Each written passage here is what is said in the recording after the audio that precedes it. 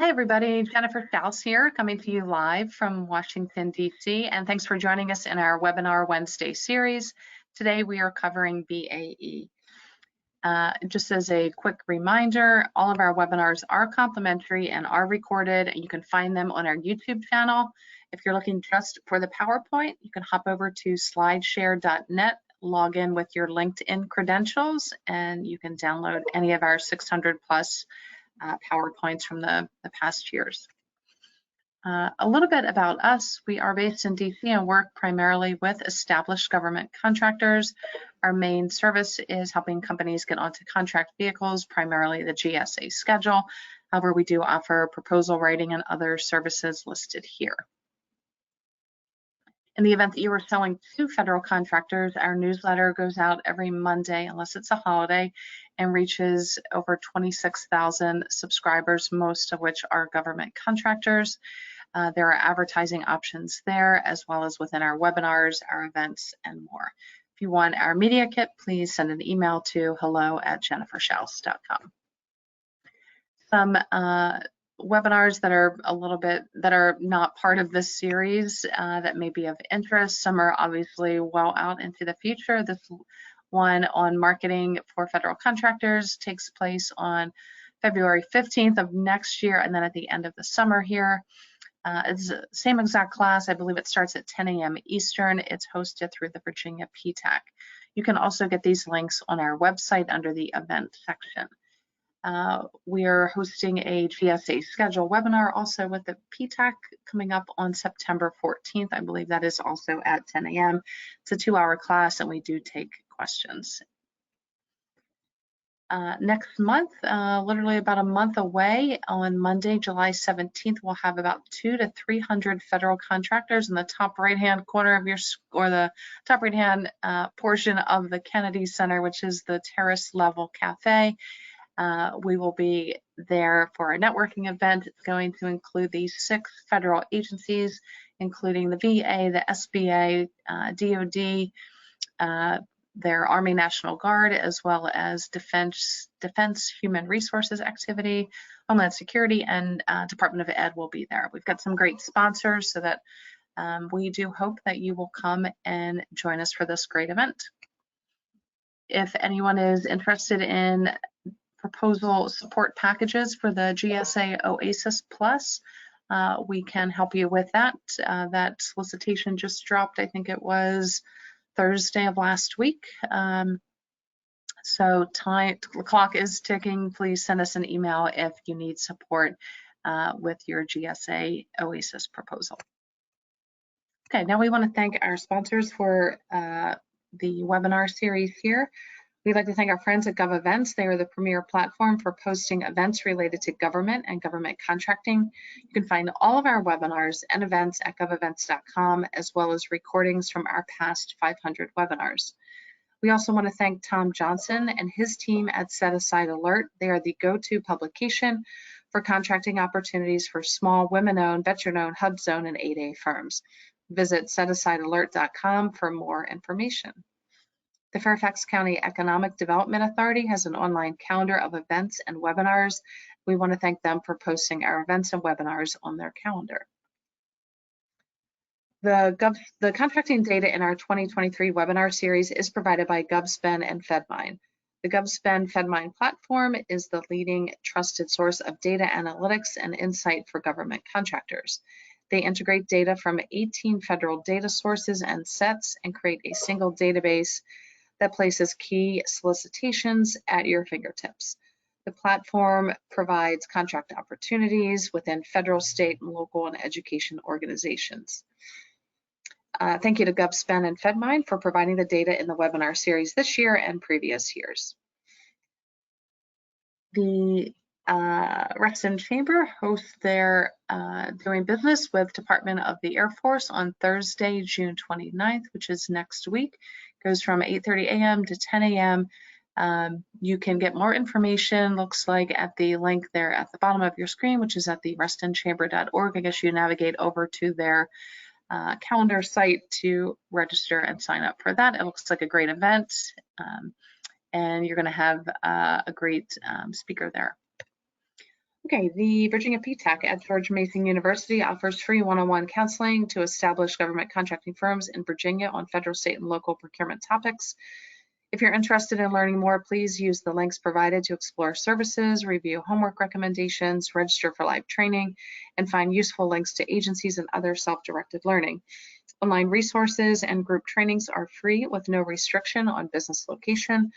One-on-one counseling, however, is limited to eligible client companies. BidSpeed. BidSpeed helps and you win. You can find opportunities from federal, state, and local public sources in the U.S.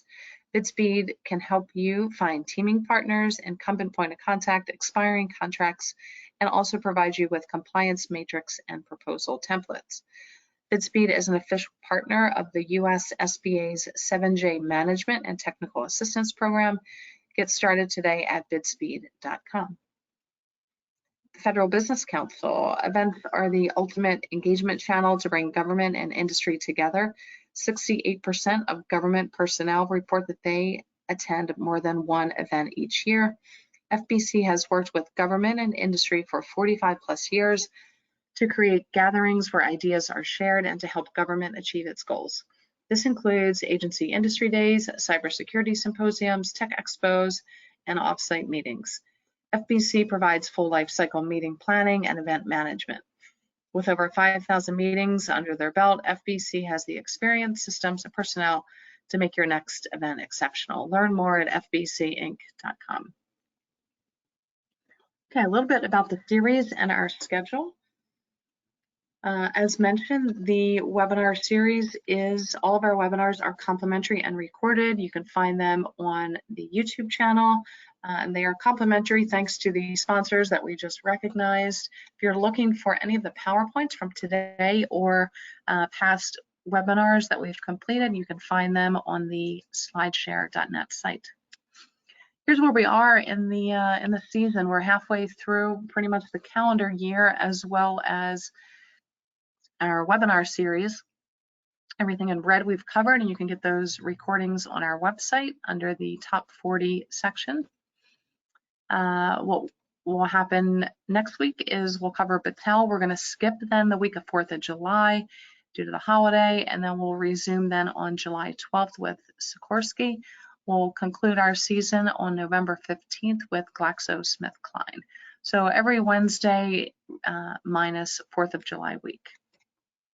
Okay, so we're assuming that most people are tuning into the series to learn more about subcontracting with these large businesses. So we wanted to provide some resources here, making sure that you understand both the FAR and the DFARs as they relate to subcontracting. So FAR Part 44, we've got our YouTube link there. It takes you to the FAR part on subcontracting, and then for defense, particularly in today's case for BAE, you should be very familiar with DFAR's rules on subcontracting policies and procedures. Some other webinars that we've covered on subcontracting just in general. We kicked off this series at the beginning of the year. Actually, I think it was February with subcontracting with the primes. We covered these 6 various sessions ranging from market research all the way through to compliance. I highly encourage anybody that's new to subcontracting to take a look at that video. Last year in 2022, we covered subcontracting within all of the 15 federal departments. Those are on our website under the subcontracting section. And then over the last several years, we have various tactical and strategical webinars on subcontracting. Okay, some best practices. Obviously, as a subcontractor, you should know what your business does and does well without trying to be everything to everybody. So know what your value proposition is. What are you known for in the marketplace? Identify opportunities where you're adding value, and value can be defined as anything from a lower price to some sort of unique skill set or capability, or where you're bringing perhaps a relationship to the table because you've got past performance within the particular agency where the solicitation is coming out. As you look at primes, you want to learn everything there is possibly to know about them by using multiple websites. Obviously, Google could be helpful. Google News Alerts, using the public data as well, meaning SAM.gov and all of the other data sources for public sector contracts. If you're subscribed to any of the data aggregators, they can also be helpful to help kind of synthesize the data that you're looking at and make it easier to view.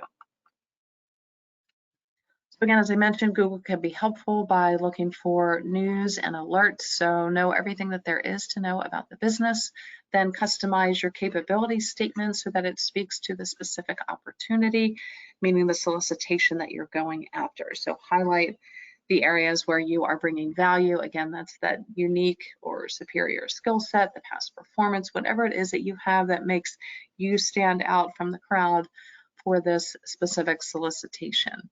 You should also just have a general capability statement, which we're assuming most people on this call hopefully do.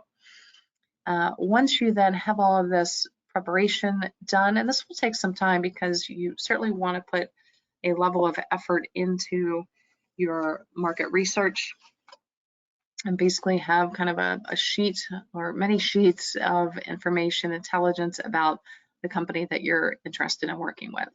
Have a reason for contacting them. Make sure that in advance you've signed up for their newsletter. Maybe you've shaken a hand or two at various events. You can drop a name, connect with the small business liaison officers on LinkedIn, asking them to help you get in touch with the direct program managers.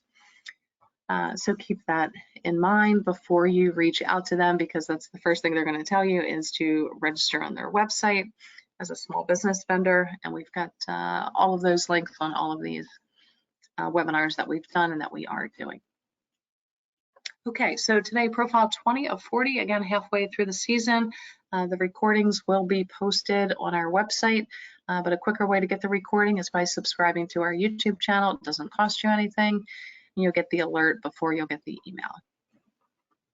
Okay, some basic info about BAE. We've got the link to their website. Some information on their stock price, and keep in mind that BAE is a British company. What we're talking about today is their US subsidiary, so the publicly traded BAE Systems in the US, which looks like they suffered during COVID, as you can see there in 2020, but then picked back up, and it looks like they are well beyond numbers that they were even pre-COVID. So keep that in mind. It's just, again, a talking point. Stock price is looking good, and most of what they do is government work. So let's keep looking here. We'll look at the small business registration. This is the portal where you're going to go to register before you contact anybody from there to register as a small business. The next link down is just the portal where you actually create your profile and log in. Again, you can get the slides on slideshare.net. They're not there yet, and the recording will be available. Okay, whenever we look at their SAM profile, obviously they've got multiple subsidiaries based in various parts of the US, including Huntsville, Alabama, which is probably where a lot of their DoD work is. Boston, San Diego is probably where some of the Navy work is, Arlington, Virginia, and other areas. So again, keep in mind that we are looking at the main US subsidiary here. And we'll go ahead and look at their LinkedIn information. Obviously, they have a LinkedIn page. If you are interested in doing business with them, you should in fact be following them. If not, then you're kind of missing the mark. Here are some of the SBLOs, their small business liaison officers listed here on LinkedIn.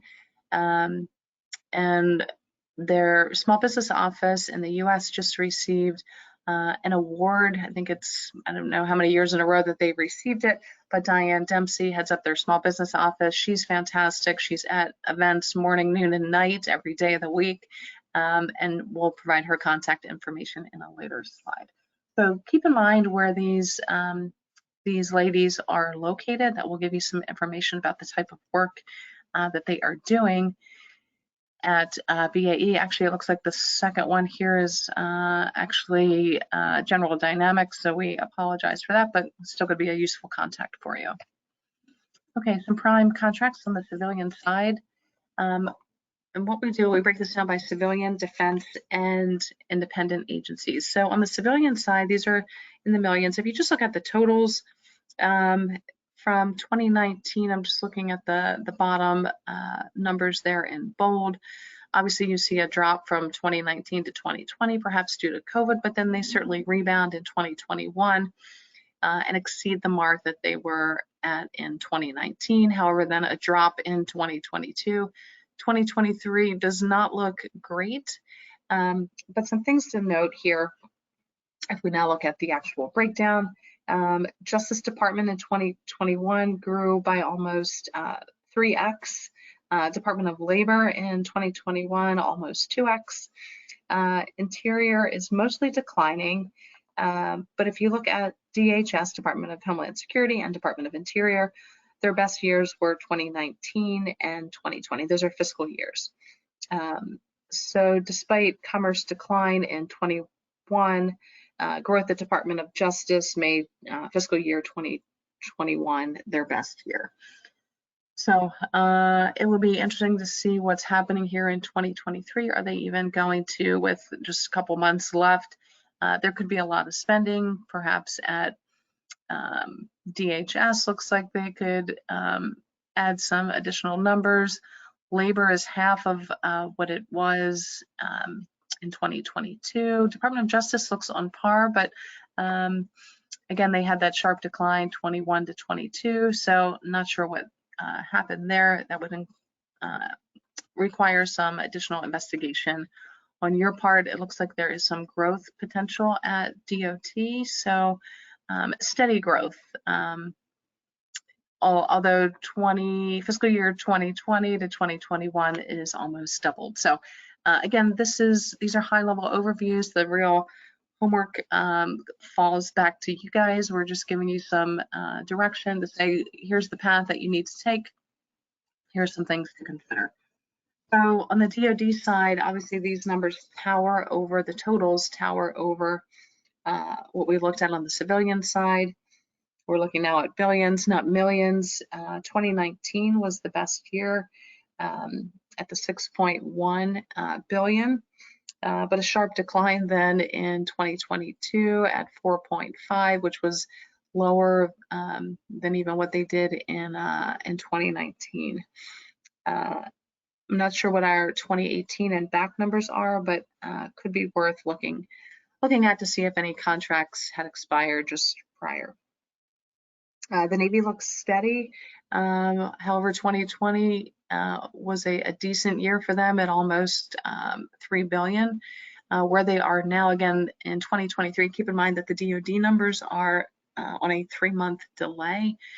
So we're really only looking at the first 6 months of the fiscal year here, more or less. The Army in fiscal year 2020 had the 2.3, and that was their best year. U.S. Air Force in 2022 at almost 1 billion, which obviously was a big increase from 2021 and 2020. Not looking so great again for 2023, but again, keep in mind this is delayed reporting. DLA looks like a steady decline, so not sure what the product or service was there. Again, would require some further investigation and just some final numbers on 2023, which won't be available until a couple months after the fiscal year ends. And I think that was all that we had there for DoD. Now we're going to move over to the independent agencies. These numbers are back to the millions, not billions. Two main players here are GSA and NASA.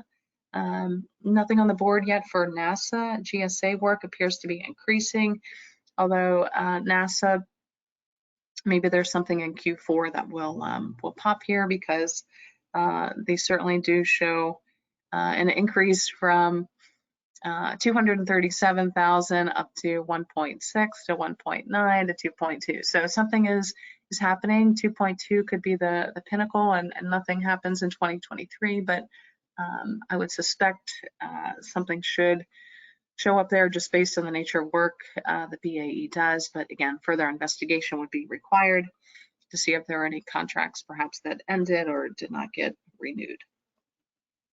Okay, so if we consider the totals, I should have put together a slide for this, but if we're just comparing defense and civilian, we're looking at, and as well as these independents. So we're just going to focus on 2022. Obviously, you can see the total number here is 47 million. What we saw for defense was 4.5 billion, and on the civilian side, 82 million. So almost double on the civilian side what's happening here in independent, but still pales in comparison to defense work. Okay, so we look at their NAICS codes, BAE, and it should really be no surprise that the bulk of their work is falling in kind of this first, second, and third graph, which is the shipbuilding, the military, manufacturing, and engineering services. All of these pieces kind of go hand in hand. Again, these are just the top 5. It doesn't mean that they only have 5 NAICS codes, so there's still going to be millions of dollars in other NAICS codes. Now let's actually look at the numbers. This is just taking that chart and breaking it down by dollars. As you can see, again, the military manufacturing, which is that second NAICS code, is the bulk of where their work is, with some decreases and increases along the way. Some of these have some hiccups, obviously, assuming perhaps related to COVID. Some have rebounded, some have not. Again, going to require some further investigation. Maybe there's new players, new competition. Again, that's where your homework comes in. Now we're going to look at the subcontracting requirements. So anything that is valued at $750,000 and above on the civilian side. So back to the civilian agencies that we were looking at before. Again, DOJ, Labor, Homeland Security, and Interior were the main players. Interior doesn't really have anything to post past FY19. And if we actually look at their numbers, a little bit erratic. They go from 19 million to 75 to almost double then at 149, back down to 63, and then growing up to 73, almost 74 in 2023. There's probably still some numbers to post for 2023, so I think this is a good sign for subcontractors. On the defense side, again, keep in mind these were billions, not millions, so we're looking at some bigger numbers here. Where they peak is FY 2020, and we're looking at 2023, which has some, again, lower numbers, but keep in mind, again, delayed reporting. So there could be, and they're almost at 3 billion there, which is still lower than where they were in 2022. Okay, and the independent agencies, again, that was GSA and NASA. The only one that has anything here on the board for subcontracting is going to be GSA. These are in the millions, and these are direct contracts with GSA. This is not related to schedules. And so we see a nice increase, so there could be an opportunity, and maybe this increase comes in the form of a fiscal fourth quarter contract in 2023. Again, would require some investigation, but those are numbers that we like to see that are healthy, going from 25 to 37 to 39 to 44. So I would explore those subcontracting opportunities. Okay, so no surprise here. These are more or less going to mirror the departments and agencies that we looked at for the past slide. So Army, Navy, and Air Force there at the top. Army obviously towering over most of the others aside from Navy, but still plenty of decent dollars. Again, these are in billions, and even though the last 3 are showing 0, there's still dollars there. You just need to dig in further. They just didn't populate simply because of the way that the graph is created. Okay, and if you cross-reference this with the last slide, so again, our top player on that last slide was the Army and then the Navy.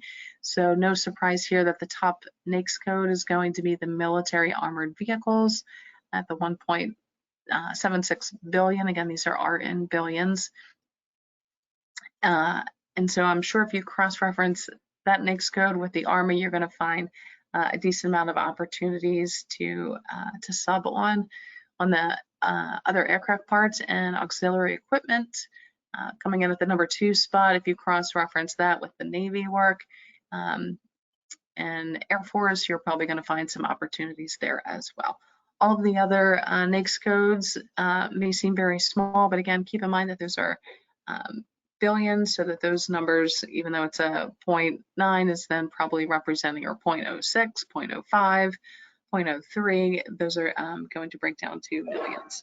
Obviously, all of their NAICS codes are related to each other, so they have a clearly defined mission and work that they do. Let's look at the actual companies that are getting the bulk of their subcontracts. So again, I'm going to make assumptions here that the Custom Cable Solutions Inc., who's getting a nice chunk here, these are in millions, is probably doing some work with the Air Force, I'm sorry, with the Army in that top NAICS code. And perhaps they're also doing some work with BAE as a sub on maybe some of their Navy and Air Force contracts as well. L3 Harris shows up, and I always like to point out that they are kind of smack there in the middle towards the bottom on that red pinkish color. Subcontractors can actually be large businesses, and in fact, many of these probably are. So there's nothing holding you back from being a tier 2, 3, or 4 subcontractor. Just know that the margins, your profit margins, will be a little bit slimmer the further you get away from the cheese. Okay, and the top 5 subcontracts reported. The client or the subcontractor name is in the 4th column from the right. So you've got the Iveco defense vehicles, green metal products, et cetera, et cetera. The dollar amounts go from low to high. So at the very bottom is the custom cable solutions. And what I would suggest doing is, if this is a NAICS code that you are playing in, or work that is similar to what you do, these guys are, all of these are either Army or Navy, I would take a look at the contract number and dig a little bit further in to see if there's if there are any scraps, so to speak, and scraps would probably be millions that your company can help with. Okay, when we look at their GWACs, this is a screenshot from their website. They've got these 8 listed here, and we've broken them out for you in case you're not familiar with the acronyms. GSA has 2, so they've got 2 GSA GWACs, the Astro contract, and then Alliant 2, 3, and then the GSA Oasis. Oasis Plus, again, is the contract vehicle that's out on the street now. I'm assuming they will probably pursue that. They've got 3 also with DoD, so they've got the DoD IAC MAC, Navy's Seaport Next Gen, and then the U.S. Army ISAS 3H contract. So 3 GSA, 3 DoD, and then the one outlier there is the CIO SP3, which is through NIH, focused on IT services. We don't, unfortunately, have the dollar amounts for those, but that should give you enough information to do some homework, particularly if you're subscribing to any of the data aggregators that are out there. So when we look at the subcontracts that are expiring, again, contracts valued at $750 and above should be parsed out to, competed out to small businesses. And so these are the top contracts that are getting ready to expire. And they go in dollar amount, with the a very large one there with BAE Systems Land and Armaments, LP. Again, the BAE that we are looking at is the US subsidiary. This is a British company. Again, it would behoove you to copy and paste the contract number into sam.gov and get more details. Some conclusions, we always like to show you who the CEO is. You should be following him or her just to keep abreast of what the company is doing. A little bit of background about their CEO. He's been with the company for 7 years in different C-level roles. Prior to that, he did about almost 6 years with another company, and then he was long time into focus on engineering manufacturing at Schlumberger. Okay, so as I mentioned, they're a British company. They're the largest defense contractor in Europe, 7th largest in the world, 6th largest US DoD contractor.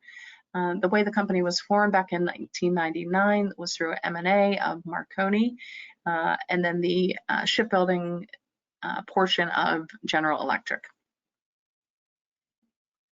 Okay, so as you can see, most of their work is in the billions of dollars, which is in the defense sector, focused on both Army and Navy. That's where their contract vehicles are. Again, I mentioned the 3 contract vehicles through Department of Defense, but I would still say that there's plenty of work in civilian and independent agencies, as we saw, particularly for subcontracting.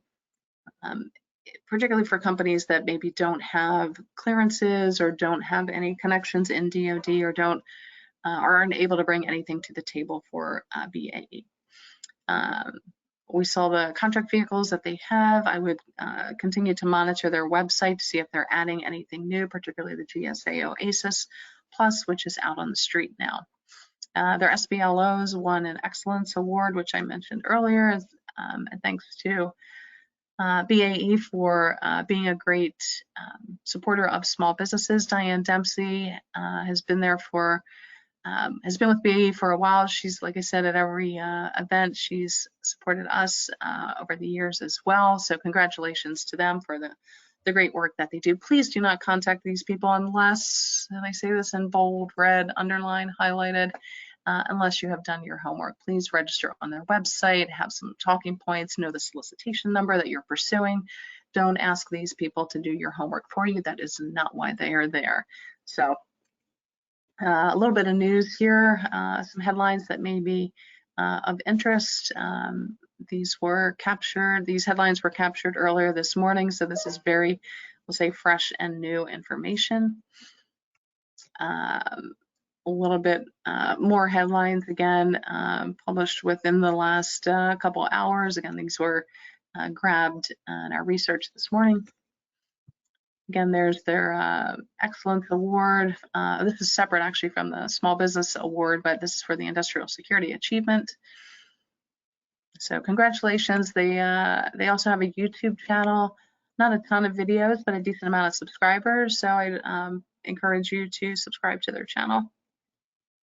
And that's all we have for them. So plenty of information out there. You can go to their website to sign up for news and events, to look at what events they're attending.